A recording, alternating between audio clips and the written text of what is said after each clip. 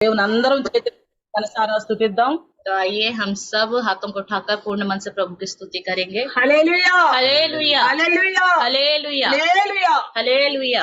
దేవునికి స్తోత్రం. రండి మనం వాక్య ధ్యానం చేసుకుందాం. आइए प्रभु के वचन को ध्यान करें। ప్రతిదినం దేవుడు మనతో మాట్లాడటానికి గల ఉద్దేశం ఏంటంటే ప్రతి దినం మనం సరి చేసుకోవాలి అనే దానికోసమే.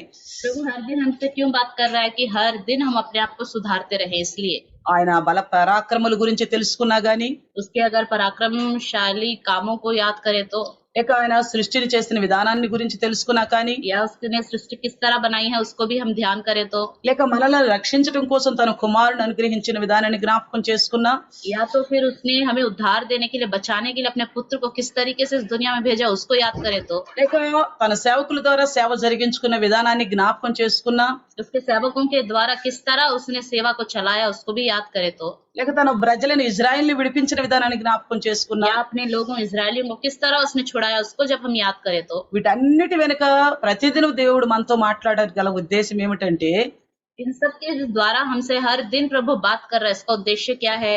ఆయన ఏమై ఉన్నాడో మనం సరిగా గ్రహించాలని, वो क्या है सही रीति से हम पहचान पाए, అలాగే మన ఉన్న స్థితిని మనం గ్రహించి, हमारी कैसी हालत है हम उसको पहचान के, అంటే విశ్వాస విషయంలో ఏ స్థితిలో ఉన్నామో దాన్ని గ్రహించి, विश्वास में किस तरह की हालत है हमारी उसको हम पहले पहचान सके, లేక పరిశుద్ధత విషయంలో ఏ స్థితిలో ఉన్నామో గ్రహించి, या पवित्रता के विषय में कैसी हालत में है उसको हम पहचान सके, ఆ వాక్యం ద్వారా సరి చేసుకోవాలనేది దేవుని ఉద్దేశం. बाद में वचन के द्वारा अपने आप को सुधार सके, ये परमेश्वर का उद्देश्य है। ఎవరిని పోగొట్టుకోవటం కూడా దేవునికి ఇష్టం లేదు. परमेश्वर किसी को भी खोना नहीं चाहता, అందుకే ప్రతిదినం మనతో इसलिए మాట్లాడుతున్నాడు. हर दिन हमसे बात करता है, భయంకరమైన పరిస్థితుల్లో కూడా మనతో మాట్లాడుతున్నాడు. भयानक हालत में भी हमसे बात कर रहा है। ఏ క్షణము ఏ దినాన్ని కూడా దేవుడు విడిచిపెట్టాడు అన్న స్థితి మన జీవితంలో లేదు. దేవునికి స్తోత్రం. हमारे जीवन में ऐसा एक भी दिन, ऐसा एक भी समय नहीं है कि प्रभु ने हमें छोड़ दिया। प्रभु की स्तुति हो, हालेलुया, అవును కదా. है ना।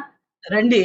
आइए, అలాగే సువార్త పౌలు గారు సువార్త అందిస్తున్న దినాల్లో, पौलुस जब सुसमाचार सुना रहा था उन दिनों में, సువార్త అందించే సమయాల్లో सुसमाचार सुनाने के समयों में ఆయన జీవితంలో మనం 24వ అధ్యాయం అపోస్తల కార్యము 24వ వచనం 25వ వచనం చూస్తే, प्रेरितों के काम 24वां अध्याय 24 और 25 वचन अगर हम देखें तो అక్కడ మనకు కనిపిస్తాడు పౌలు గారు కొన్ని దినాలైన తర్వాత ఫెలిక్స్ యూదురాలైన ద్రుస్కిల్లా అను తన భార్యతో కూడా వచ్చి పౌలుని పిలిపించి క్రీస్తు యేసునందలి విశ్వాసమును గూర్చి అతడు బోధింపగా వినెను. అతడు నీతిని గూర్చి ఆశ నిగ్రహమును గూర్చి రాబో విమర్శను గూర్చి ప్రసంగించుచుండగా ఫెలిక్స్ మిగుల భయపడి ఇప్పటికి వెళ్ళుము, నాకు సమయమైన నిన్ను పిలువనంపింతునని చెప్పెను. कुछ दिनों के बाद फेलिक्स अपनी पत्नी द्रुसिल्ला को, जो यहूदी थी, साथ लेकर आया और पौलुस को बुलवाकर उस विश्वास के विषय में जो मसीह यीशु पर है उससे सुना। जब वह धार्मिकता और संयम और आने वाले न्याय की चर्चा कर रहा था तो फेलिक्स ने भयभीत होकर उत्तर दिया, अभी तो जा, अवसर पाकर मैं तुझे फिर बुलाऊंगा। ఇక్కడ మనం చూస్తే ఒక విషయం జ్ఞాపకంకి వస్తుంది. अगर यहाँ पे हम देखें तो एक बात हमें याद आती है, మంచిగా అర్థం కూడా అవుతుంది. साफ साफ समझ में भी आता है। సువార్త గురించి వినాలని పౌలుని పిలిపించుకున్నాడు ఇక్కడ ఫెలిక్స్. फेलिक्स ने जो है सुसमाचार सुनने के लिए ही पौलुस को बुलाया था। అది కూడా తన కుటుంబాన్ని కూడా పక్కన పెట్టుకునల్లా పిలిపించి సువార్త వినాలని ఆశపడ్డాడు. अपने परिवार के सब लोगों को भी रखा और सब वचन सुनेंगे करके आशा से उसने बुलाया था। అయితే పౌలు గారు విశ్వాసమును గురించి, నీతిని గురించి, ఆశా నిగ్రహమును గురించి, విమర్శను గురించి ప్రకటించాడంట. यहाँ पे पौलुस ने धार्मिकता, संयम और आने वाली चर्चा के विषय में जब बताया, అయితే విన్న తర్వాత భయపడ్డాడట. सुनने के बाद उसको डर लग गया। సహజంగా భయపడితే ఏం చేస్తాం? सहज रूप से जब हम डर जाते हैं तो क्या करते हैं? విన్న దాన్ని బట్టి దాన్ని అనుసరించి నడుచుకుంటాం. जो सुना है उसके अनुसार ही हम चलते हैं। మనం ముందు భయపడ్డాం. हम पहले डर गए। మన దైవదాసుని గారి విషయంలో మరి ఏదో అనారోగ్యం ఉన్నదేమో అని తెలిసినప్పుడు భయపడ్డాం. जब प्रभु के दास के अंदर कोई समस्या है, परेशानी है, बीमारी होगी करके पता चला तो हम डर गए थे। భయపడి ఏం చేసాం? डर के हमने क्या किया? ఆ ఉన్న సమస్యను ఏ విధంగానన్నా తీసివేసుకోవాలనుకున్నాం. దేవుని కృప వల్ల తీసివేసుకున్నాం. कौन सी समस्या है जानकर उसको किसी ना किसी तरह ठीक करना है करके सोच लिया और हमने ठीक भी करवा दिया। దేని విషయంలోనైనా సరే किसी भी विषय में మనం భయపడ్డప్పుడు हम जब डरते हैं, ఆ అపాయము మనకు సంభవించకుండా ఉండాలని చాలా జాగ్రత్త పడతాం. वो खतरा हमारे साथ ना हो जाए, ऐसा कुछ ना हो करके हम बड़े ध्यान से रहते हैं। కానీ ఇక్కడ పౌలు గారు సువార్త విన్న ఫెలిక్స్ लेकिन यहाँ पौलुस का सुसमाचार सुनने वाला फेलिक्स భయపడి ఏం చేస్తున్నాడు? डर के क्या कर रहा है? ఇప్పటికి వెళ్ళుము, अभी जा, ఇక్కడ వెళ్ళిపో అంటున్నాడు. जाने को बोल रहा है మళ్ళీ సమయం ఉంటే పిలిపించుకుంటాడు. और कहता है कि समय होगा तो फिर से बुलाऊंगा। అంటే ఆయనకు అర్థం కాలేదన్న సువార్త. क्या उसको सुसमाचार समझ में नहीं आया? అర్థమైతేనే కదా భయం వేసింది. समझ में आया तभी तो उसे डर लगा। అర్థం కాకపోతే समझ नहीं आता तो ఏదో బాగుందిలే కథలాగా అనుకుని మళ్ళా పిలిపించుకుని మళ్ళా వినేవాడు. अच्छा लग रहा है कहानी की तरह सुनकर फिर से कहता बार बार आना। కానీ ఇక్కడ విన్నది దేని గురించి విన్నాడు? लेकिन यहाँ इसने किस विषय में सुना? విశ్వాసమును గురించి. विश्वास के विषय में, అంటే యేసుక్రీస్తునందలి విశ్వాసమును గురించి. यीशु मसीह में जो विश्वास होना चाहिए उसके विषय में। ఆయన ఎవరు, वो कौन है, ఎందుకు పంపబడ్డాడు, क्यों भेजा गया, మరి రావటానికి గల కారణం ఏంటి, उसके आने का क्या कारण है, మరి ఆయన వచ్చి ఏం చేశాడు, उसने आके क्या किया, మరి తర్వాత జరగనై ఉన్నదేంటి, మళ్ళీ ఎందుకు వస్తాడు, అన్నిటి గురించి फिर తెలియపరుస్తున్నాడు. बाद में क्या होने वाला है, वो क्यों आएगा, इसके बारे में सारा उसने सुना। అంతవరకు బాగుంది. तब तक के लिए तो अच्छा था, ఎందుకంటే దేవుడు ఎవరు, ఎలాంటి అద్భుత కార్యాలు చేయగలడు, మనిషిని ఎలా ప్రేమించాడు, ఇవన్నీ కూడా చాలా బాగుంటాయి. परमेश्वर कौन है, वो अद्भुत कार्य कैसे कर सकता है, उसने इंसान से किस तरह प्यार किया, सुनने के लिए अच्छा लगता है। ఆయన ఎంత విశ్వాసం ఉంచితే పెద్ద గొప్ప గొప్ప అద్భుత కార్యాలు జరుగుతాయి, అన్ని బాగుంటాయి.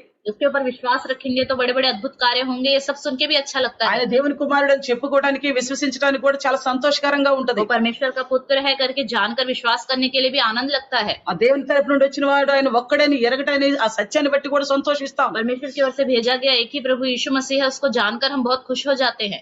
మనందరి కోసం ప్రాణం పెట్టిన యేసయ్యకి స్తోత్రాలు కూడా చెల్లిస్తాం. हम सबके लिए प्राण दिया है यीशु मसीह ने, जानकर स्तुति भी करते हैं। అవన్నీ బానే ఉంటాయి. ये सब अच्छा लगता కానీ है, అక్కడ నీతిని గురించి తెలియపరుస్తున్నాడు. అంటే लेकिन यहाँ पे धार्मिकता के विषय में बता रहा है। అంటే మనిషి నీతిగా జీవించాలి, యేసుక్రీస్తుని ఎరిగిన మనిషి నీతిగా నడుచుకోవాలి. मतलब यीशु मसीह को जानने वाले लोग जो हैं धार्मिकता से चलने चाहिए। నీతిగా నడుచుకోవాలంటే ఈ లోకంలో చాలా కష్టమే. धार्मिकता से जीवन जीना ये संसार में बहुत ही मुश्किल है। అక్కడ ఫెలిక్స్ అయితే పెద్ద అధికారిగా ఉన్నాడు. అక్కడ यहाँ पे फेलिक्स तो एक बड़ा अधिकारी है, సో ఆయనకు కూడా నీతిని నీతి లేకుండా నడుస్తున్నాడేమో అన్న తలంపు కలుగుతుంది ఇక్కడ. उसके अंदर भी देखकर हमें ये विचार आता है कि धार्मिकता शायद नहीं है, इस तरह का जीवन है उसका। మళ్ళీ అంటున్నాడు ఆశా నిగ్రహం గురించి. उसके बाद संयम के बारे में बता रहा है। అంటే మనలో ఆశా నిగ్రహం ఉన్నప్పుడే మనం నీతిని నెరవేర్చగలుగుతాం. जब हमारे अंदर एक संयम होगा तभी हम एक धार्मिकता को पूरा कर सकते हैं। అంటే ఈ లోకంలో ఉన్న ఆశలన్నీ గాని ఇంకే విధమైన మనకి లాలచి లేక ఏదైనా దురాశ గాని ఏదైనా గాని వాటిని జయించగలిగితేనే మనం నీతిగా నడుచుకోగలిగేది. इस संसार का कोई लालच हो, कोई बुरी इच्छा हो, जब हम अच्छे से प्रभु के वचन को जानेंगे तो तभी हम धार्मिकता से चल सकते हैं उनको छोड़कर। అంటే ఆశా నిగ్రహాన్ని నిగ్రహించుకునే శక్తి లేనప్పుడు మనిషి నీతిని కూడా మీరి ఆ దుర్నీతిని అలవర్చుకుంటాడు. जब संयम की शक्ति ही उसके अंदर नहीं है तो धार्मिकता को छोड़कर अधर्म के काम करने लगेगा। అందుకే మనం ఆత్మఫలంలో చూస్తే చివరిగా 9వ విషయం ఆ ఆశా నిగ్రహం అని రాస్తాడు. इसलिए हम आत्मिक फलों को देखें तो आखिरी में नोवा जो है वो संयम ही है। అంటే ఆశా నిగ్రహం అనేది విశ్వాసికి చాలా అవసరం. संयम विश्वासियों के लिए बहुत ही जरूरी है।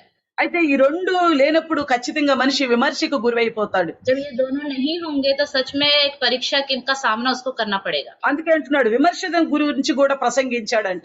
न्याय के दिन के बारे में भी उसकी चर्चा हुई करके लिखा हुआ है। ఇంకో ముఖ్య విషయం ఏంటంటే यहाँ एक मुख्य बात ये है, ఈయన పెద్ద అధికారి ఉన్నాడు. एक बड़ा अधिकारी है ये। ఇక్కడ పౌలు సామాన్యంగా ఏదో సువార్త చెప్పడానికి పోయిన పరిస్థితులు కాదు అది. पौलुस कोई सामान्य रूप से साधारण रूप से सुसमाचार सुनाने गया ऐसा नहीं था। ఆయన బంధకాల్లో ఉన్న సమయం అది. वो कैद में था उस समय। ఆ బంధకాల్లో ఉండి కూడా వెళ్లి ఆయన అంత ధైర్యంగా సువార్త వినిపిస్తున్నాడు. कैद में रहते समय भी हिम्मत से जाकर सुसमाचार सुना रहा है।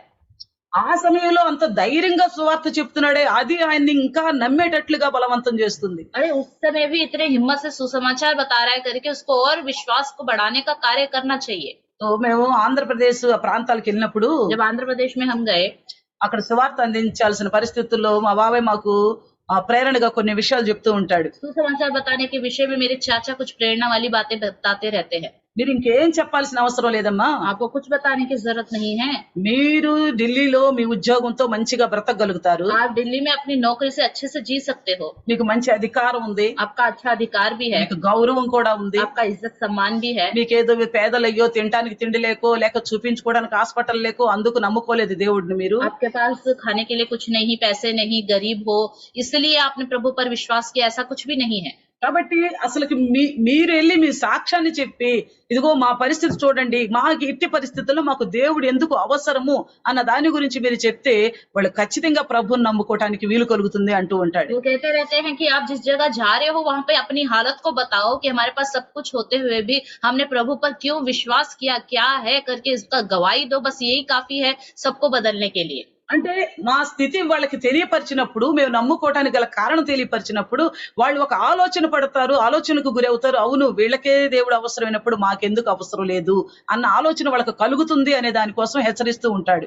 उनके अंदर ये सोच है, इसलिए हमें बताते रहते हैं कि जब हमारे पास सब कुछ है, तुम्हारे पास सब कुछ है, फिर भी ऐसी क्या जरूरत पड़ गई तुम्हें प्रभु में आने के लिए, विश्वास में चलने के लिए। ये बात अगर उन्हें बताओगे तो वो सुनकर प्रभावित होंगे, सोचेंगे जब इन्हीं को ही प्रभु यीशु मसीह की जरूरत है तो हमें कितनी जरूरत है करके मन फिराएंगे करके बोलते रहते हैं। ఇక్కడ పౌలు గారు ఇంత ధైర్యంగా అంత పెద్ద అధికారి ముందు యేసుక్రీస్తునందరి విశ్వాసాన్ని గురించి, నీతిని గురించి, ఆశా నిగ్రహాన్ని గురించి, విమర్శ దినాన్ని గురించి తెలియపరుస్తున్నాడంటే ఫెలిక్స్ కు నిజంగా ఆలోచింపచేసింది తన మనస్సు. सच में एक बड़ा अधिकारी है फेलिक्स। जब पौलुस वहां पे विश्वास के बारे में, धार्मिकता के बारे में, न्याय के बारे में बता रहा था, संयम के बारे में, तो उसके अंदर एक विचार आया। ఆయన అక్కడ తన ప్రాణాన్ని కూడా అదే అధికారి ముందు నిలబడ్డానే ఈ రీతికి చెప్తే నా ప్రాణానికి ఏమైనా హాని జరుగుతుందో అన్న భయం కూడా లేకుండా చెప్తున్న తరీకాని బట్టి తనకు ఆలోచన కలిగింది.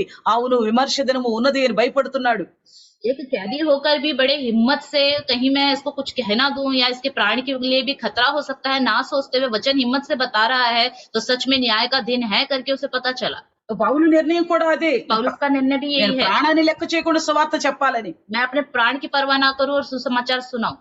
అలాగే ఇంకా ఘనులకి, పేదలకి అందరికీ సువార్త వినిపించాలని. और इस तरह अमीरों को, गरीबों को, सबको प्रभु का सुसमाचार बताऊं करके उसकी इच्छा है। ఆ ఉద్దేశంతో చెప్పబడిన ఆత్మ ద్వారా విన్న ఆ సందేశాన్ని చూసి పౌలుకు, ఫెలిక్స్ కి భయమేసిందట. उस उद्देश्य के द्वारा प्रेरणा पाकर आत्मा में जब पौलुस वचन बताने लगा तो उसको आश्चर्य लगा। విమర్శ దినం గురించి విన్నప్పుడు మనకు కూడా భయం వేస్తుంది. न्याय के दिन के बारे में जब हम सुनते हैं हमें भी डर लगता है, భయం వరకే వేస్తుంది. सिर्फ डर ही लगता है। అందరం కూడా ఇదే విధమైన పొరపాటు చేస్తాం ఫెలిక్స్ చేసినట్లుగానే. हम सब भी जैसे फेलिक्स ने गलती की वैसे ही करते हैं। ఫెలిక్స్ అయితే అన్నాడు, ఇప్పటికి వెళ్ళిపోనైనా, అవసరం ఉంటే తర్వాత పిలిపిస్తానులే అని फिलिक्स ने పంపిస్తున్నాడు तो పౌలు. कहा अभी के लिए चला जा, जरूरत पड़ेगी तो फिर बुलाऊंगा। మనం కూడా ఏం చేస్తాము, हम भी क्या करते हैं, విమర్శ దినాన్ని గురించి, ఆ న్యాయ విమర్శ గురించి తెలిసినప్పుడు, ఇదిగో ఆయన వేరు చేస్తాడు, గొర్రెలు మేకలు వేరు చేసినట్టు ప్రతి విషయంలో లెక్క అడుగుతాడని తెలిసినప్పుడు భయం వేస్తుంది. हम भी जब वचन सुनते हैं कि वो भेड़ को बकरियों को अलग करेगा, जो कुछ हमने काम किया है उसका लेखा हमें देना पड़ेगा, सुनते डर लगता है। మనం మాట్లాడే ప్రతి వ్యర్థమైన మాట కూడా లెక్కలో వస్తుందని తెలుస్తుందంటే భయం వేస్తుంది. हम जो भी मुंह से व्यर्थ बातें करते हैं उसका भी लेखा देना पड़ेगा, सुनते हैं तो डर लगता है। మనం చేసిన క్రియల ప్రకారంగా మనకు ఫలం దొరుకుతుంది అంటే భయం వేస్తుంది. हमने जो जो कार्य किए उसी के अनुसार हमें फल भी मिलेगा, जब सुनते हैं तो डर लगता है। భయం వేస్తుంది కానీ डर तो लगता है, కానీ ఏదైతే చేస్తున్నామో, దేని వల్ల భయపడ్డామో, అయ్యో ఇది చేయటం వల్ల ఈ విమర్శకు గురవుతున్నామే కాబట్టి ఇది చేయకూడదు అనే నిర్ణయం మాత్రం తీసుకోము. अरे हम तो ऐसा काम कर रहे हैं इसलिए हमें डर लग रहा है करके सोचकर वो काम को करना छोड़ते नहीं है। అక్కడ పౌలుగా అక్కడ ఫెలిక్స్ కూడా చూడండి, फेलिक्स को भी देखिए, దీనికి భయం వేసింది. उसको डर तो लगा, అధికారేయుడు కూడా अधिकारी है फिर పౌలు भी చెప్తున్న విధానాన్ని చూసి, पौलुस के बताने के तरीके को देखकर, ఆయన విమర్శ దినాన్ని గురించి కూడా తెలియపరిచినప్పుడు భయం వేస్తుంది. न्याय के दिन के बारे में बता रहे हैं तो उसको सुनकर डर लगा। మనం చూస్తే అపోస్తల కార్యం 17వ అధ్యాయం 31లో చూస్తే ఎవరి వల్ల విమర్శ జరుగుతుందో కూడా రాయబడి ఉంది. प्रेरितों के काम 17:31 में देखे तो किसके द्वारा न्याय किया जाएगा भी साफ साफ लिखा हुआ है। ఎవరి ద్వారా? किसके द्वारा किया जाएगा? యేసుక్రీస్తు ప్రభుల ద్వారా మనకి న్యాయ విమర్శ జరుగుతుంది. यीशु मसीह के द्वारा ही हमारा न्याय होगा। ఆయన ఒక దినాన్ని నిర్ణయించాడు. एक दिन को उसने तय करके रखा हुआ है। ఎందుకు ఆయన ద్వారా జరుగుతుందంటే, क्यों उसके द्वारा होगा? ఆయనే మనం ఇంకా పాపంలో ఉండగా మన కోసం ప్రాణం పెట్టింది. क्योंकि उसी ने ही जब हम पाप में ही थे हमारे लिए प्राण दिया, ఆయన మన పాపాలను క్షమించింది. उसी ने ही हमारे पापों को क्षमा किया, ఆయన మన కోసం బాధను వచ్చింది. उसी ने हमारे लिए दुख को सहा, ఓ శిలువ మరణాన్ని పొందింది, क्रूस की मृत्यु को सहा, ఆ రక్తము కార్చింది. लहू बहाया, కాబట్టి ఆయనే మన మీద న్యాయ విమర్శ చేస్తాడంట. वो ही हमारा न्याय करेगा। కాబట్టి ఈ విషయాన్ని విన్నప్పుడు ఫెలిక్స్ కు భయం వేసింది. इसलिए जब फेलिक्स ने ये बातें सुनी तो उसे डर लग गया। సో భయపడే ఏం చెయ్యాలా? डरने के बाद उसे क्या करना था? మనందరూ తెలిసిన విషయమే. అపోస్తల కార్యం 2వ అధ్యాయం 37-38 వచనాలు చూస్తే, प्रेरितों के काम 2 अध्याय 37 और 38 देखे तो అక్కడ వాళ్ళకి సువార్త విన్నప్పుడు जब उन्होंने सुसमाचार सुना వాళ్ళందరికీ కూడా భయం వేసి ఆలోచన కలిగింది. उन सबके अंदर डर आया और एक विचार भी आया। అయితే వాళ్ళు ఏమన్నారు? तब उन्होंने क्या कहा? అయితే మేమేం तो చేయాలన్నారు. हम अब क्या करें? అంటే వాళ్ళు సదాభిప్రాయం విన్నదాన్ని వెంటనే అనుసరించి, అయ్యో ఈ విమర్శ దినాన్ని మేము తప్పించుకోవాలి కాబట్టి మేము ఏం చేయాలి అని అడుగుతున్నారు. उन्होंने जो सुना उसका अनुकरण करने की इच्छा से इस न्याय के दिन से बचने के लिए हम क्या करें करके पूछ रहे हैं। కానీ ఇక్కడ ఫెలిక్స్ ఏమంటున్నాడు? लेकिन फेलिक्स क्या कहता है? ఇప్పటికి వెళ్ళము, अभी के लिए चला जा, అవన్నీ తర్వాత పిలిపిస్తాను. मैं बाद में बुलाऊंगा। మన పరిస్థితులు ఎలా ఉన్నాయి? हमारी हालत कैसी है? దేవుడు మనతో సూటిగా మాట్లాడతాడు చాలా సార్లు. परमेश्वर कई बार हमसे सीधा सीधा बात करता है, ఆజ్ఞలు పాటించే విషయంలోను, आज्ञा पालन करने के विषय में, విధేయులు కాకుండా విషయంలోను, अधीन नहीं होते तो उसके विषय में, పాపాలు ఒప్పుకోని విషయంలోను, पापों को नहीं मानते तो उसके మన विषय में, మన వంకర మార్గాలు విడిచిపెట్టుకుని విషయంలోను, हमारे टेढ़े के मार्गों को हम नहीं छोड़ते उसके विषय में, లోకానుసారంగా నడుచుకుంటున్న విషయాల్లోను, संसार के अनुसार चलने वाले विषय में, మనలో ఉన్న ప్రతి విధమైన వాక్యానికి విరుద్ధమైన ప్రతి విషయం గురించి దేవుడు మాట్లాడతాడు. हमारे अंदर वचन के विरुद्ध जितने भी कार्य होने हर के विषय में प्रभु हमसे बात करता ही रहता है। అప్పుడు మనం ఏకీపిస్తున్నామా? तब क्या हम प्रभु जैसा मन रख के चलते हैं నా आगे? ప్రభా నన్ను క్షమించు, हाँ प्रभु मुझे क्षमा करो, అయితే నేనేం చేయాలి ప్రభా? तो मैं क्या करूं प्रभु? నన్ను క్షమించు నాయన, मुझे क्षमा करो, నా ఈ పాప నుండి నేను ఈ దినం నుండి విడిచిపెట్టి బయటకు వస్తాను ప్రభా. अब से आज से ही इसी वक्त अपने पाप को छोड़कर मैं बाहर आ जाऊंगा। అలాని ప్రార్థన చేస్తామా? क्या इस तरह हम प्रार्थना करते हैं? కాసేపు ఆలోచిస్తాం, थोड़ी देर सोचते हैं, బాధపడతాం, बहुत दुखित हो जाते వీలైతే हैं, ఆ రాత్రి మాత్రమే ప్రార్థన हो చేసుకుంటాం, सके तो सिर्फ उस दिन रात को ही प्रार्थना करते हैं, మళ్ళీ తెల్లవారిన తర్వాత మళ్ళీ దాన్ని మర్చిపోతాం. सुबह होते ही उसको हम भूल जाते हैं। దేవుడు మనతో మాట్లాడాడు, ఏ విషయంలో మనల్ని హెచ్చరించాడు అన్నదాన్ని మర్చిపోయి అదే పాపం మళ్ళీ చేస్తూ ఉంటాం. प्रभु ने किस विषय में हमसे बात करके हमें सावधान किया उस बात को ही भूल जाते हैं।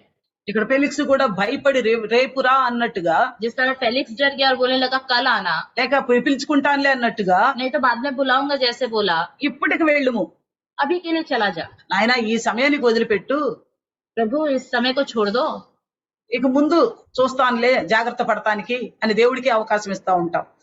प्रभु अभी के लिए तो छोड़ दो, आगे से मैं ध्यान से रहूंगा करके हम प्रभु को वो बोलते हैं। కానీ ఏమంటాము, ఏది చేయదలుచుకున్నదో అది అప్పుడే ఇప్పుడే జరిగించాలని వాక్యం तो చదివిస్తుంది. वचन क्या कहता है? वचन सुनने के बाद जो करने का हमने निर्णय ले लिया उसी समय तुरंत करना चाहिए। హిందీలో కూడా ఒక కహావత్ ఉంది కదా, हिंदी में भी कहावत है ना, కల్ జో సో కరే ఆజ్ హీ కరో కరికే कहते हैं, రేపు చేయబోయేది ఏందో ఈ రోజే చేయమని. कल जो करना चाहते हो आज ही कर। మనం ఏ దినము ఏ వాక్యం వింటున్నాము, ఏ విషయంలో దేవుడు మనతో మాట్లాడుతున్నాడు, ఆ విషయంలో పశ్చాత్తాపం అనేది మనకు కలగపోతే గనుక మనం దేవుని రాజ్యానికి వెళ్ళము. किसके लिए हम वचन, किस विषय में वचन सुन रहे हैं, प्रभु हमसे क्या बात कर रहा है, उसको हम स्वीकार करके वैसा नहीं चलेंगे तो हम स्वर्ग राज्य नहीं जा पाएंगे। ఇలాగే మనకు తెలిసిన యవ్వనస్తుడు కూడా ఒక ఆయన ఉన్నాడు మత్తయి సువార్త 19వ అధ్యాయంలో. इसी तरह एक जवान व्यक्ति हमें पता है मत्ती सुसमाचार 19वें अध्याय में, ఆయన ఏమైనా వచ్చాడు, నిత్య జీవం కావాలని కోరికతో వచ్చాడు. वो किस लिए आया था? अनंत जीवन पाने की इच्छा से आया था। ఫెలిక్స్ గారైతే పౌలేదో చెప్తున్నాడంట, ఇదిగో జనాలు మారుస్తున్నాడంట, ఓ చాలా ఇదిగో యేసుక్రీస్తు గురించి అనేక నిందలు భరిస్తున్నాడంట, దెబ్బలు కూడా ఓర్చుకుంటున్నాడంట, అసలు ఏం చెబుతాడో విందామని పిలిపించుకున్నాడు. फेलिक्स ने तो पौलुस को इसलिए बुलाया कि प्रभु के लिए वो मार खा रहा है, कैद में जा रहा है, फिर भी बहुत लोगों को प्रभु का सुसमाचार सुनाकर दुख हो, परेशानी हो, लोगों को आगे बढ़ा रहा है, क्या बता रहा है, सुनने के लिए उसने बुलाया था। అయితే సువార్తకున్న శక్తి ఏంటంటే ప్రతి ఒక్క మనిషి హృదయాన్ని కదిలిస్తుంది. लेकिन सुसमाचार के अंदर की ताकत क्या है? हर एक इंसान को बदल देती है, కానీ ఆ మనిషి దానికి లోబట్టం లేదంతే. लेकिन इंसान ही उस वचन में नहीं झुकता है। అలాగే మనం ఆ యవ్వనస్తుడిని కూడా చూస్తే, इसी तरह मत्ती सुसमाचार में जो जवान है उसको देखे तो యేసుక్రీస్తు ప్రభువు వారి దగ్గరికి వచ్చి 16వ అధ్యాయం వచనం నుండి చూస్తే 19-16 నుండి, 19वां अध्याय 16 वचन से लेकर हम देखेंगे तो నేను ఇదిగో నిత్య రాజ్యం పొందుకోవాలంటే యేసయ్య నేను ఏం చేయాలని वो అడుగుతున్నాను. यीशु मसीह से कहता है अनंत जीवन पाने के लिए मैं क्या करूं। మన అందరం కూడా దేవుని రాజ్యం ఉన్నదని నరకం ఉందని నమ్మి వచ్చిన వాళ్ళమే. हम सब इस बात पर विश्वास करते हैं, इसलिए हम प्रभु में आए हैं। नरक है, स्वर्ग है। దానికి కారణం ఏదో చిన్న ఒక అవకాశం, లేక బలహీనతో, లేక అనారోగ్యం, ఏదైనా సమస్యలతో మనం రావచ్చు యేసుక్రీస్తు దగ్గరికి మొట్టమొదటిగా. शुरुआत में तो यीशु मसीह के पास हम अपनी कमजोरियों, बीमारियों, किसी जरूरत के विषय में आ जाते हैं, కానీ ఆ అవసరతను బట్టి మనం వచ్చినప్పుడు దేవుడు మనతో మన ఆత్మను రక్షించే, మనం రక్షించబడే విధానాన్ని గురించి, నరకం నుంచి తప్పించబడే విధానాన్ని గురించి మనతో जब మాట్లాడతాడు. प्रभु के पास हम आते हैं, हमारी आत्मा को बचाने के लिए, हमें नरक से बचाने के लिए प्रभु हमसे वचन के द्वारा बात करता है। అప్పుడు మనం నిర్ణయించుకుంటాం, ఇంక ఏది ఏమైనా కానీ నేను ప్రభు కోసం బ్రతకాలి అని. तब निर्णय ले लेते हैं, कुछ भी हो जाए मैं प्रभु के लिए ही जीऊंगा। అలా ఆశపడి మనం మెల్లిమెల్లగా సంఘానికి వస్తూ ఉంటాం. इस तरह आशा रखकर धीरे धीरे हम कलीसिया में आने लगते అప్పుడు हैं। సంఘానికి వచ్చినప్పుడు ప్రతిదినం దేవుడు మనతో जब మాట్లాడతాడు. कलीसिया में आते हैं तो हर दिन प्रभु हमसे बात करता है। అలాగే ఇక్కడ నిత్య జీవం కావాలని ఒక మనిషి వచ్చాడు. जिस तरह अनंत जीवन पाने के लिए एक व्यक्ति आया, ఆ యవనస్తుడితో దేవుడు అంటున్నాడు, నువ్వు చేయాల్సిన ఆజ్ఞలు ఎన్ని పాటిస్తున్నావు అని యేసయ్య ప్రభువులు వారు అడుగుతున్నారు. उस जवान व्यक्ति से यीशु मसीह पूछता है, सारी आज्ञाओं का पालन तुम करते हो या नहीं? ఆయన ఏమంటున్నాడు, वो क्या बोलता है? చాలా సంతోషంగా, बहुत ही खुशी से, నేను ఎన్ని పాటిస్తున్నాను అని చెప్తున్నాడు. हाँ मैं इन सब चीजों का पालन करता हूँ कहता है। అంటే మంచి కార్యాలు అంటే ఈ 10 ఆజ్ఞలు అనేది స్పష్టంగా అన్ని పాటిస్తున్నాడు అంటున్నాడు. ये अच्छे कार्य जो 10 आज्ञा है उन सबका मैं पूर्ण रीति से पालन करता हूँ करके बोलता है। అయితే చివరిగా लेकिन आखिरी में 21వ వచనంలో అంటాడు యేసయ్య, 21वें वचन में यीशु मसीह कहता है, అందుకే యేసు నీవు పరిపూర్ణుడగుటకు కోరిన ఎడల పోయి నీ ఆస్తిని అమ్మి బీదలకిమ్ము, అప్పుడు పరలోకమందు నీకు ధనము కలుగును, నీవు వచ్చి నన్ను వెంబడించుమని చెప్పెను. यीशु ने उससे कहा, यदि तू सिद्ध होना चाहता है तो जा, अपना माल बेचकर कंगालों को दे और तुझे स्वर्ग में धन मिलेगा और आकर मेरे पीछे हो ले। అంటే యేసు క్రీస్తే నిత్య జీవం. मतलब यीशु मसीह ही अनंत जीवन है। అయితే ఈయనేమో అంటున్నాడు, వచ్చి నిత్య జీవం ఎలా పొందుకోవాలని యేసుక్రీస్తుని సరైన వాడిని అడిగాడు అడగటానికి. आकर तो सही इंसान से इसने पूछा कि अनंत जीवन पाने के लिए मैं क्या करूं। అయితే యేసుక్రీస్తు ప్రభుల వారు మరి ఫలానా ఆజ్ఞలన్నీ పాటిస్తున్నావంటే అవును నేను అది ఇది అన్ని పాటిస్తున్నానని చెప్పుకొస్తున్నాడు. जब यीशु मसीह ने पूछा कि सारी आज्ञाओं का इन आज्ञाओं का पालन करते हो, तो वो बोलने लगा हाँ मैं इनका सबका पालन करता हूँ। అయితే పరిపూర్ణులవ్వే అవసరం ఉంది. तो सिद्ध बनना बहुत ही जरूरी అంటే है। మనం ఆజ్ఞలన్నీ పాటించినా గానీ మనం ప్రతిదినం నేర్చుకోవాల్సిన బద్దులమై ఉన్నాం, పరిపూర్ణులు అవ్వాల్సిన అవకాశం ఉంది. हम सब आज्ञा का पालन करें, फिर भी हर रोज हमें प्रभु के द्वारा कुछ सीखना है और सिद्ध भी बनना है। పౌలు కూడా అదే మాట చెప్తాడు. ఇంతమంది దినాల్లో కూడా మనం జ్ఞాపకం చేసుకున్నాం. पौलुस भी यही बात कहता है, पिछले दिनों में हमने वचन के द्वारा भी सुना था। అయితే పరిపూర్ణుడు అవ్వాలంటే నీకున్న ఆస్తిని అమ్మి నన్ను వెంబడించు అన్నాడు. सिद्ध बनना है तो आपकी जो धन संपत्ति है उसे बेचकर मेरे पीछे हो जाओ करके बोला। ఇప్పుడు ఆయనకు కావాల్సిన నిత్యజీవమే కదా. अभी उसको सिर्फ अनंत जीवन चाहिए ना, ఆయనకు ధనంతో ఏం సంబంధం లేదు కదా. धन से तो उसका कोई संबंध नहीं। ఆయన ధనవంతుడై ఉండి కూడా वो धनवान है, फिर भी నిత్య జీవము గురించి తెలుసుకున్నాడు, విన్నాడు, కావాలని ఆశిస్తున్నాడు. अनंत जीवन के बारे में सुना, जाना और चाहिए करके इच्छा भी रख रहा है। దేవుని దగ్గరికి ఇలా మనం వచ్చాం. हम प्रभु के पास इसी तरह आए। వచ్చినప్పుడు మనలో ఏ తక్కువ ధనం ఉందో అదే మాట్లాడతాడు దేవుడు. हम आप जब प्रभु के पास आते हैं, हमारे अंदर कौन सी कमजोरी है उसी के विषय में प्रभु हमसे बात करता है। అలా మాట్లాడితేనే దేవుడు మాట్లాడినట్టు. जब ऐसे बात करेगा तभी है कि परमेश्वर ने बात की है। అలా కాకుండా ऐसे ना बात करते हुए ఇప్పుడు నా ఎదురుగా ఉన్నవాడు వ్యభిచారం అనుకోండి, समझ लीजिए मेरे सामने जो व्यक्ति बैठा है वो व्यभिचारी है నేను దొంగతనం గురించి మాట్లాడినంటే అది దేవుడు మాట్లాడింది और కాదు. मैंने चोरी के विषय में बात करी, तो इसका मतलब ये नहीं है कि प्रभु ने बात किया है। కానీ వ్యభిచారి గురించే దేవుడు మాట్లాడాడు అనుకోండి, अगर व्यभिचारी के बारे में ही प्रभु ने बात किया तो అది ఖచ్చితంగా దేవుడు वो మాట్లాడింది. सच में प्रभु के द्वारा निकला हुआ वचन है, ఎందుకంటే దేవుడు హృదయాంతరంగాలు ఎరిగినవాడు. क्योंकि परमेश्वर मन की सच्चाई को जानता है। ఇప్పుడు అలాగే మనలో ఏ తప్పిదం ఉందో దాని గురించే ప్రతిదినం మాట్లాడతాడు దేవుడు. इसलिए हमारे अंदर जो कमी है उसी के विषय में हर दिन प्रभु बात करेगा। ఆ మాట్లాడినప్పుడు లోబడేల మనసు మనకు కావాలి. పరిపూర్ణులు అవటం అంటే అది. बात करते समय ही हमारे अंदर झुकने वाला मन आना चाहिए, उसके अनुसार चलने का मन आना चाहिए, तभी हम सिद्ध बन सकते हैं। అయితే ఇక్కడ మంచి కార్యం కావాలి, నేను అనంత జీవానికి చేరుకోవాలని ఆశతో వచ్చాడు. मुझे मेरे अनंत राज्य में जाना है करके आशा से वो आया था, కానీ ఏం చేశాడు? लेकिन उसने क्या किया? ఆస్తిని విడిచిపెట్టాల్సి వచ్చినప్పుడు ఆస్తి మీద చాలా ప్రాణం ఉంది కాబట్టి ఆయన ఏం చేశాడు? వ్యసన పడుతూ వెళ్ళిపోయాడంట. धन को जब छोड़ने के लिए कहा, संपत्ति को छोड़ने के लिए कहा, उसी पर उसका सारा मन लगा था, इसलिए उदास होकर चला गया। అంటే నిత్య జీవనం ఆశ ఉన్నది కానీ పరిపూర్ణమైన ఆశ లేదు.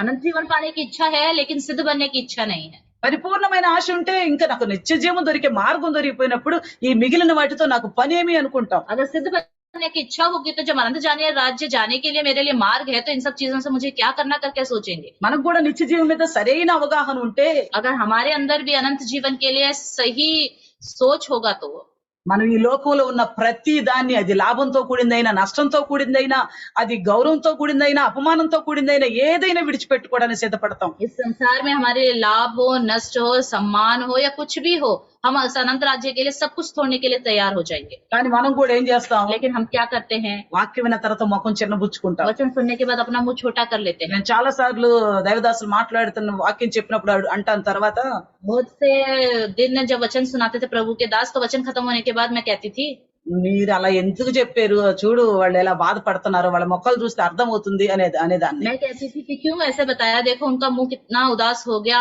वो बहुत ही दुखित हो गए करके मैं कहती थी।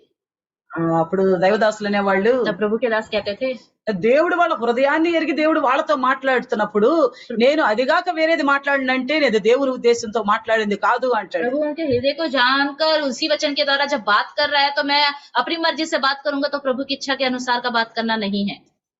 అయితే నేనంటాను, అయ్యో చాలా మంచివాళ్ళు కదా, పోనీలే, ఒక్క తప్పిదనం చేస్తే ఏమైంది, ఎందుకు దాని గురించి హెచ్చరించడం అనేదాన్ని. मैं कहती थी, अरे बहुत अच्छे लोग हैं, सिर्फ एक ही तो गलती है, उस एक गलती के बारे में बताने की क्या जरूरत है। అప్పుడు యేసుక్రీస్తు ప్రభుల వారు పరిచర్యలో జరిగిన విషయాన్ని దైవదాసులు నాతో చెప్తారు. जब यीशु मसीह ने अपनी सेवा में जो कार्य किया था उसके बारे में प्रभु का दास कहता है, అందరూ నన్ను గురించి ఏమనుకుంటున్నారు అన్నప్పుడు పేతురు అంటాడు, నువ్వు జీవము గల దేవుని కుమారుడు నాయన అన్నాడు.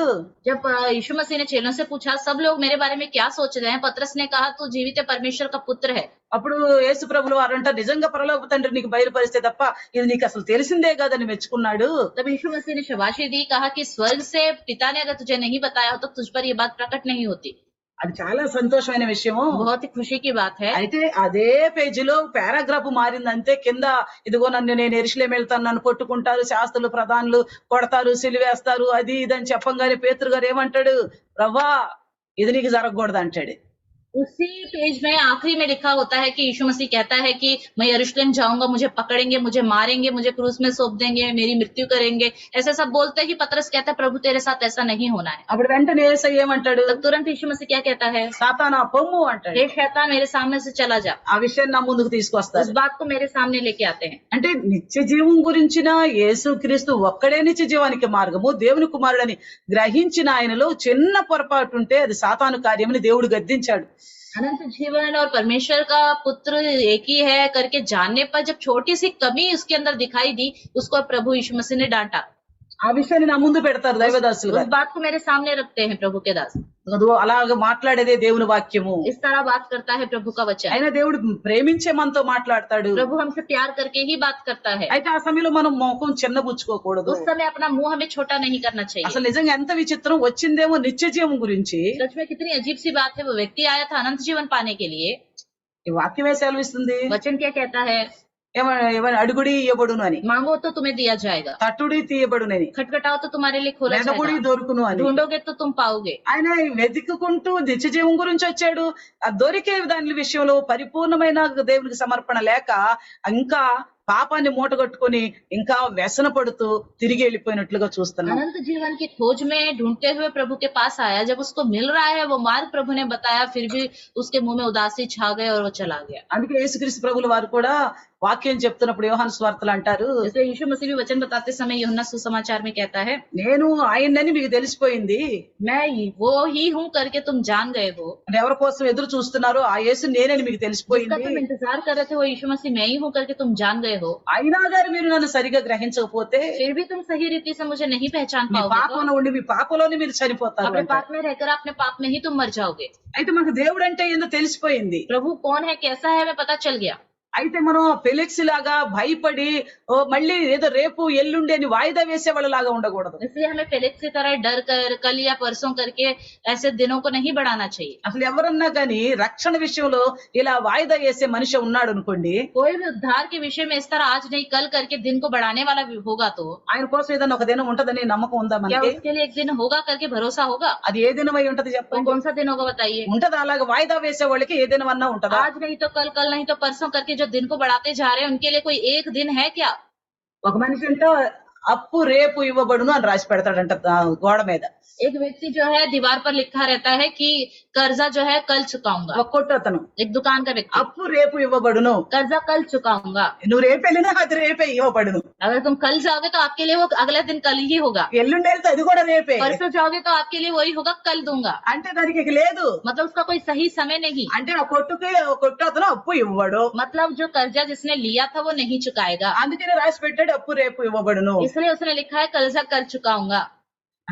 అప్పు అంటే అడుక్కోవడానికి వచ్చే వాళ్ళ కోసం, ఎవరైనా అప్పు ఇవ్వమంటే ఇవ్వటం కోసం. अच्छा, कोई कर्जा कर्जा नहीं मांगने आएगा तो मैं उसको कल दूंगा करके लिखता है। అంటే ఇది రాసింది కాబట్టి అది మారదు, అది చెరగదు, కాబట్టి ఈ అప్పు అనేది దొరకదు అక్కడ. उसने कल करके लिख दिया, जब भी आएगा कोई भी मांगने उनके लिए कहेगा मैं कल दूंगा, वो कभी मिटेगा भी नहीं। అంటే ఇక్కడ రక్షణ నిరీక్షణ కలిగించే రక్షణను పొందుకునే విషయంలో రేపు అని వాయిదా వేసాడంటే ఆ మనిషికి జీవితంలో ఇంకెప్పుడు కూడా రక్షణ అనేది రాదు.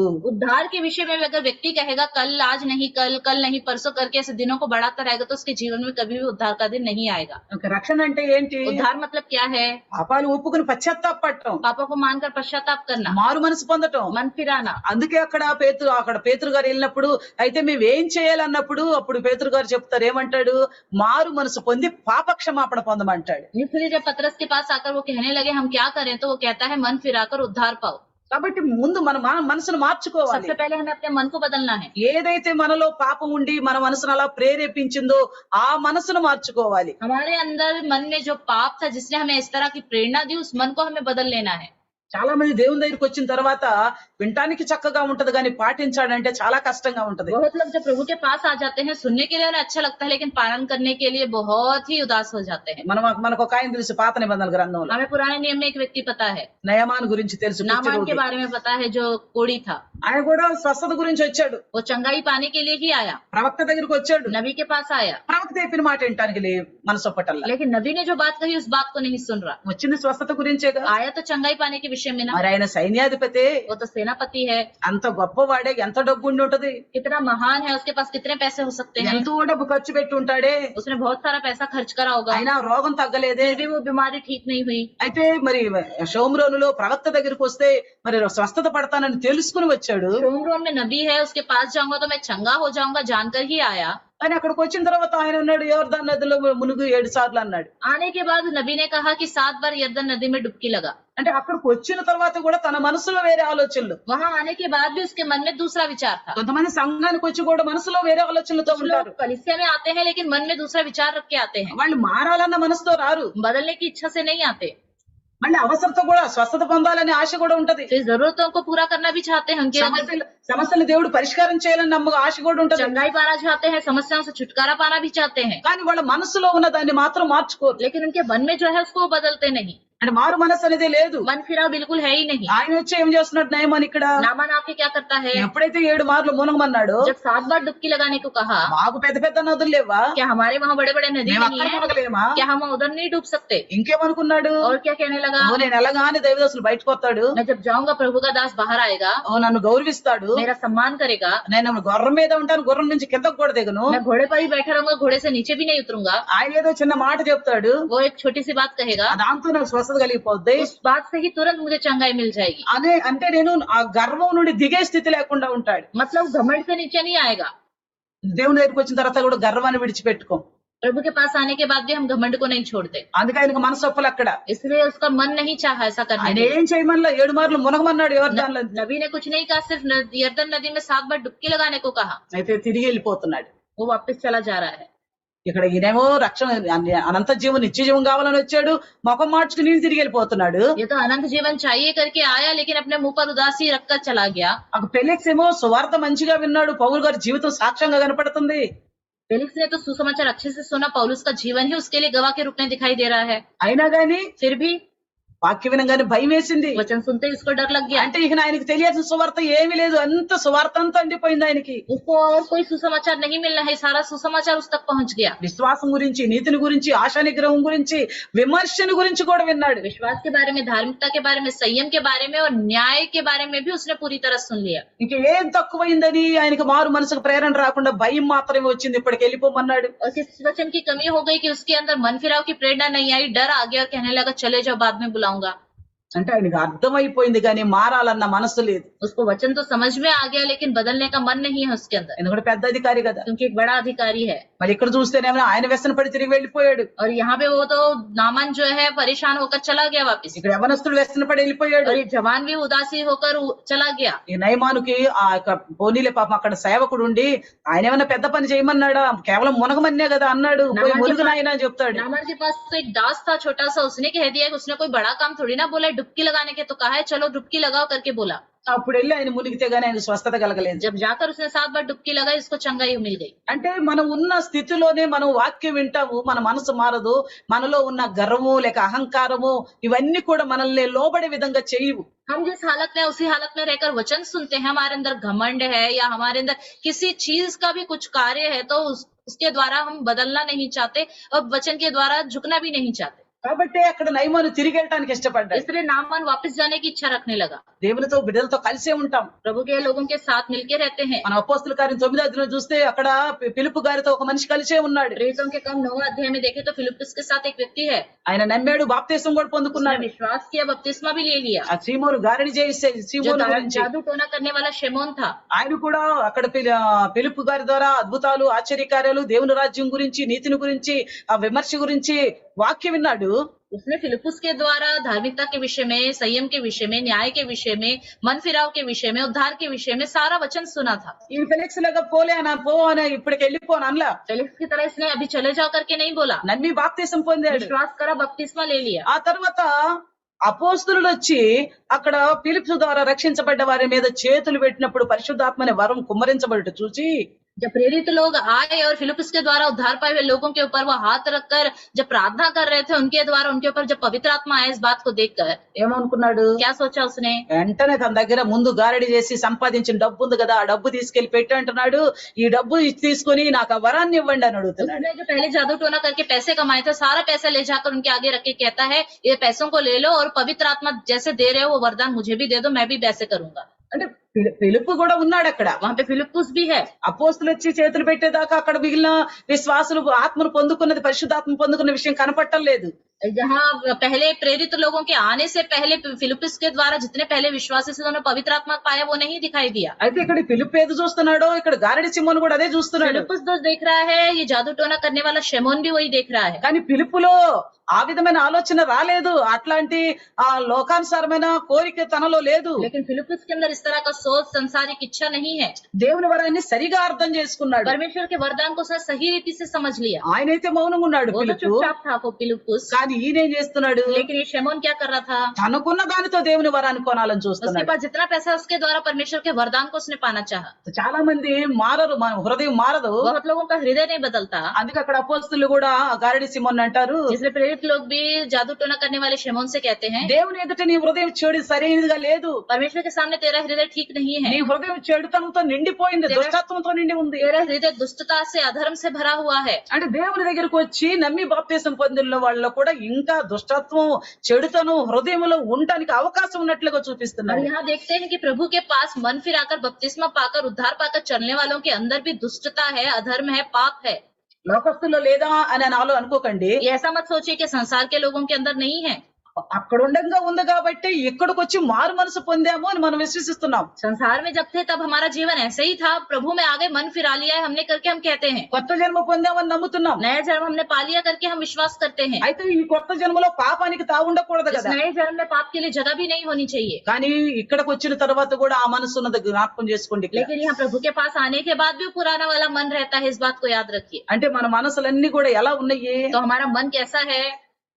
సువార్త వినటానికి వింటున్నాం కానీ, सुसमाचार सुनने के लिए सुनते हैं, అద్భుత కార్యాలు చూస్తున్నాము పొందుకుంటున్నాం కానీ, अद्भुत कार्यों को देखते हैं, अद्भुत कार्य हमारे जीवन में होते भी हैं, నమ్ముతున్నాం, బాప్తీసం పొందుకుంటున్నాం, विश्वास करते हैं, बपतिस्मा भी लेते हैं, భయం కూడా కలిగిస్తుంది. हमें डर भी लगता है, కానీ పశ్చాత్తాపడి ఆ పాపాన్ని విడిచిపెట్టుకోకుండా రేపు మాపు అని మనం ఇంకా వాయిదాలు వేస్తున్నాం. लेकिन पश्चाताप करके उस पाप को छोड़ते नहीं, कल करेंगे, परसों करेंगे करके इस तरह समय को बढ़ाते रहते हैं। కానీ ప్రభు వారి చిత్తం ఏంటంటే, ప్రభు వారి చిత్తమేమి? तो प्रभु की इच्छा क्या है? అందరు పాపులు అందరూ రక్షించబడాలని దేవుని ఉద్దేశం. सब पापी है, सबको उद्धार पाना है करके परमेश्वर की इच्छा है। అందరి కోసమే పశ్చాత్తాపం గురించి, పాపాల ప్రాయశ్చిత్తం గురించి ప్రకటించబడింది, యేసుక్రీస్తును పంపించడం జరిగింది. सबके लिए, सबके पापों के प्रायश्चित के लिए ही यीशु मसीह को भेजा गया। అయితే మనం అందరం కూడా రక్షించబడాలి. तो हम सबको भी उद्धार पाना है, అయితే మనం పాపాలు ఒప్పుకొని విడిచిపెట్టాలి. इसलिए हमें पापों को छोड़ देना चाहिए और मानकर पूरी तरह हटा देना चाहिए। మనం సరైన మార్గంలో ఉన్నాం, हम सही मार्ग में हैं, సరైన సందేశాన్ని ఎన్నుకున్నాం, सही वचन को हमने सुन लिया है, దినదినం మనల్ని హెచ్చరించే మంచి సంఘాన్ని ఎన్నుకున్నాం. दिन दिन प्रभु के वचन के द्वारा हमें सावधान करने वाली कलीसिया को हमने चुन लिया है। అయితే ఇవన్నీ చేయటం మంచిదే. ये सब करना तो अच्छी बात है, అయితే విన్నదాన్ని పాటించాల్సింది, అదే పరిపూర్ణులు అవటం. उससे जो है उसका पालन करना है, इसी को ही कहते हैं परिपूर्ण बनना, सिद्ध बनना। అందుకే అన్నాడు, పరిపూర్ణులు అవటానికి కోరితే గనుక నీకున్నదంతా విడిచిపెట్టి నన్ను వెంబడించు. अगर तुम सिद्ध बनना चाहते हो, तुम्हारे पास जो कुछ है उस सबको छोड़कर मेरे पीछे हो जाओ। ఇప్పుడు మనకున్న ఉద్యోగాలు, ధనాలు, సంపత్తులు ఎన్ని విడిచిపెట్టి, భార్యలుంటే భార్యల్ని, భర్తలుంటే భర్తల్ని, పిల్లల్ని విడిచిపెట్టి మనకు అది అర్థము. इसका मतलब ये नहीं कि हमारे पास जो कुछ है, हमारे पत्नी है, बच्चे हैं या पति है, उन सबको छोड़कर प्रभु के पीछे आना, इसका मतलब ये नहीं है। మనకున్న లోకానుసారమైన విచారాలన్నీ విడిచిపెట్టి, మనం దేనికి లోకంలో ప్రాధాన్యత ఇస్తున్నామో అన్ని విడిచిపెట్టి యేసయ్యను వెంబడించమంటున్నాడు. हमारे अंदर जिस चीज को हम बहुत ही प्रमुख जानते हैं, अपनी इच्छा को, अपने सोच को, सब कुछ छोड़कर प्रभु के पीछे होना है। కాబట్టి రేపు అనే దానికి అవకాశం ఇవ్వద్దు. कल देखा जाएगा करके ऐसे मत सोचो, ऐसा मौका भी मत दो। అలాగా 2 కొరింథీ పత్రిక 6వ అధ్యాయం 2వ వచనంలో, दूसरा कोरिन्थियों 6वां अध्याय दूसरे वचन में कहता ఇదే है, అనుకూల సమయము, నేడే రక్షణ దినము. आज ही सही समय है, आज ही उद्धार का दिन है। అందుకే యెషయా పుస్తకం 49వ అధ్యాయంలో కూడా ప్రభువారు 8వ వచనంలో సెలవిస్తున్నారు, इसे यशा की पुस्तक 49 अध्याय 8वें वचन में प्रभु कहता है, రక్షణ దినమందు నేను నిన్ను ఆదుకుంటుని. उद्धार के दिन में मैंने तुझे संभाला। రక్షణ దినం అనగా మనతో దేవుడు మాట్లాడుతున్న సమయం. उद्धार का दिन मतलब जिस समय प्रभु हमसे वचन के द्वारा बात कर रहा ఈ है। సమయంలో నువ్వు అంగీకరిస్తే దేవుడు నిన్ను इस ఆదుకుంటాడు. समय अगर आप वचन को स्वीकार करोगे तो प्रभु आपको संभालेगा। మనలో నమ్మకం అనేది, విశ్వాసం అనేది, విధేయత అణుకువతో కూడింది గనుక ఉంటే अगर हमारे अंदर भरोसा, विश्वास और प्रभु में झुकने वाला स्वभाव होगा तो మనకి రాని మేలు మన జీవితంలో జరగలేదు అన్న మేలు ఏది ఉండదు. అన్ని మేలులు దేవుడు మనకు हमारे అనుగ్రహించగలుగుతాడు. जीवन में ये कार्य प्रभु ने नहीं किया ऐसा कुछ भी नहीं होगा, हर कार्य प्रभु करेगा। రెండు చిన్న ప్రార్థన आइए చేసుకుందాం. छोटी सी प्रार्थना करें। మహాపరిశుద్ధుని తండ్రి, నీ పాదాలకు వందనాలు ప్రభా. महान पवित्र प्रभु, आपके चरणों को धन्यवाद करते हैं। అయ్యా, మేమందరం కూడా నాయనా ఏదో ఒక విషయంలో తప్పిపోతున్న వారిగానే ఉన్నాం. प्रभु, हम सब किसी न किसी विषय में भटकते रहते हैं। అయితే నీ సన్నిధికి వచ్చిన తర్వాత కూడా తప్పిపోతున్నాం ప్రభా. ప్రతిదినం వాక్యం వింటూ प्रतिदिन वचन सुन रहे हैं, फिर भी प्रभु हम भटकते रहते हैं। అయితే ప్రభా ఈ రీతిగా వాయిదా వేయొద్దని, आज नहीं कल नहीं करके, ऐसे नहीं बोलना करके वचन के द्वारा రక్షణ దినము నేడే అని, उद्धार का दिन आज ही है, అనుకూల సమయం ఇదేనని सही समय यही है। ఎంతో మంది ప్రభా విని కూడా నీ దగ్గరకు వచ్చి కూడా నిన్ను విడిచిపెట్టి వెళ్లిపోయారని, बहुत से लोग आपके पास आए, आपका वचन सुनकर भी प्रभु आपको छोड़कर चले गए, లేక నీతో ఉండి కూడా లేనట్టుగా ఉన్నారని, आपके साथ रहकर भी नहीं रहते। అలాంటి వారందరి విషయంలో మా ముందు ఉంచారు ప్రభా. ऐसे सब लोगों के विषय में आपने वचन के द्वारा बातें किया। వీరిలాంటి ఏ ఒక్క ఉద్దేశం నాలో లేకుండా సహాయం చేయండి आज के जिनके विषय में सुना है वैसा स्वभाव हमारे अंदर ना हो पाए। ప్రభా. లైవ్ లో వింటున్న ప్రతి ఒక్క బిడ్డను కూడా జ్ఞాపకం చేసుకోండి. में सुनने वाले हर एक को प्रभु आप याद रखिए। ఇదే మా సమయము, ఈ సమయాన్ని మేము ఉపయోగించుకోవడానికి సహాయం చేయండి. यही हमारा समय है, इस समय को इस्तेमाल करने के लिए आप मदद कीजिए। నీ కృప వల్ల మరలా కలుసుకుని నీ సన్నిధిలో వాక్యం ఆలకించు పర్యంతం వరకు అందరినీ సజీవ లెక్కలను ఆరోగ్యపరంగా ఆశీర్వదించమని, आपके अनुग्रह के द्वारा हम सबको बचाकर फिर से जब मिलते हैं तब तक अच्छी तबीयत, अच्छी सेहत देने के लिए చిన్న ప్రార్థన నజరుడైన యేసుక్రీస్తు నామములో అడిగి వేడుకొని ప్రార్థిస్తున్నాము తండ్రి. छोटी सी प्रार्थना यीशु मसीह के नाम से मांगते हैं पिता। हमारे पिता परमेश्वर का प्रेम, यीशु मसीह का महान अनुग्रह, पवित्र आत्मा का सहभागिता उद्धार पाने में, हमें परिपूर्ण बनाने में हमेशा हमारे साथ बना रहे। आमीन। Hallelujah, hallelujah, hallelujah. हालेलुया। आइए